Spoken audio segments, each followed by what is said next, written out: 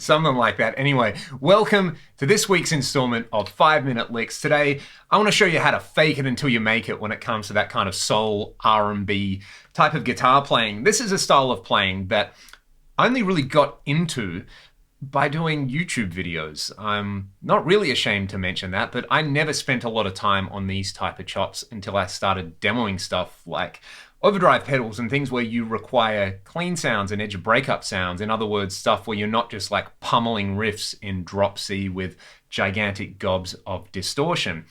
And this is my way of approaching this. I don't really play this style of music in a band setting or anything like that, but I do watch other people do YouTube videos and I'd be like, all right, I know a C major 7 chord around the 3rd fret, you know, where you've got fret 3 and then fret 5, fret 4, and then fret 5 on those middle strings. So the root, the 5th, the major 7th, and the major 3rd. I know that.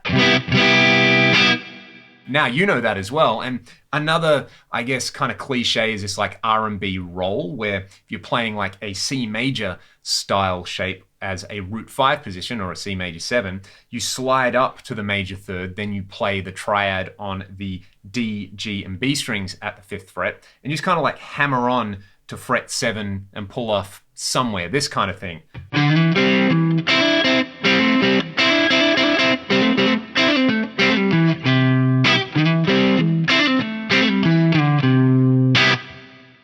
So that's one part of it. Then the next chord is A minor 7, which I'm playing with my thumb on the low A note, fret 5 of the E string. I'm skipping the A string and I'm playing that same triad again with my first finger.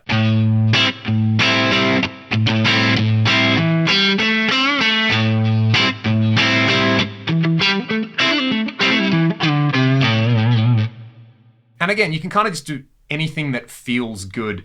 In this case, we're using the A minor pentatonic scale over the A minor 7 chord. A minor pentatonic, of course, and C major pentatonic share the same notes. Then I'm doing one of two things. I'm either playing an F major 7 chord up around the 8th fret, and then you can throw in some octaves like do D to E, C to D, and B to C. Or you can do what I like to call the Instagram major shape, right? It's that kind of C style shape. So we would have from the A to the B string, 8, 7, 5, 6, this shape.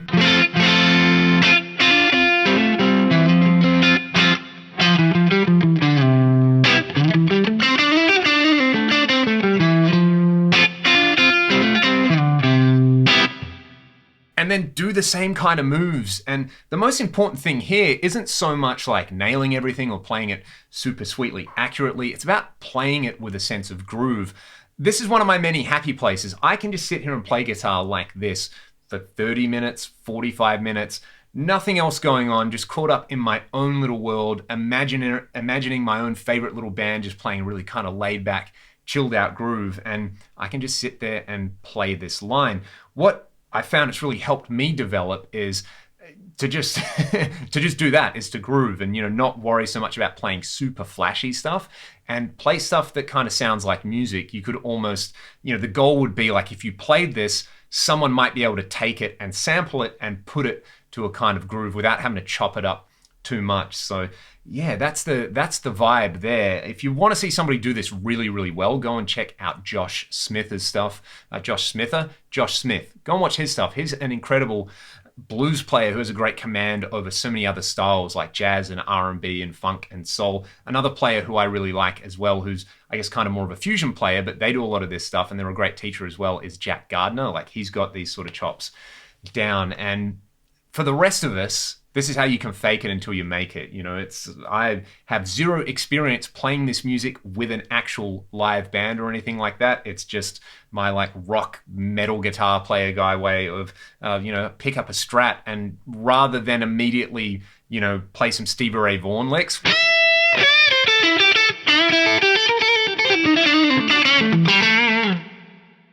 And how's that for a bad SRV impression? I would go with something like this. So I'm actually playing some chords, I'm playing a bit of a groove. It's really good, I would say guitar shop music, but guitar shops aren't really a thing anymore. It's great if you want to put a clip up on the gram or you're doing a YouTube video or something like that. So this is the Leon Todd certified way of just fake R&B, funk, soul chops. Just get some, diatonic major and minor 7 chords. If you're really, really feeling expansive, throw in like a C minor 7 or something.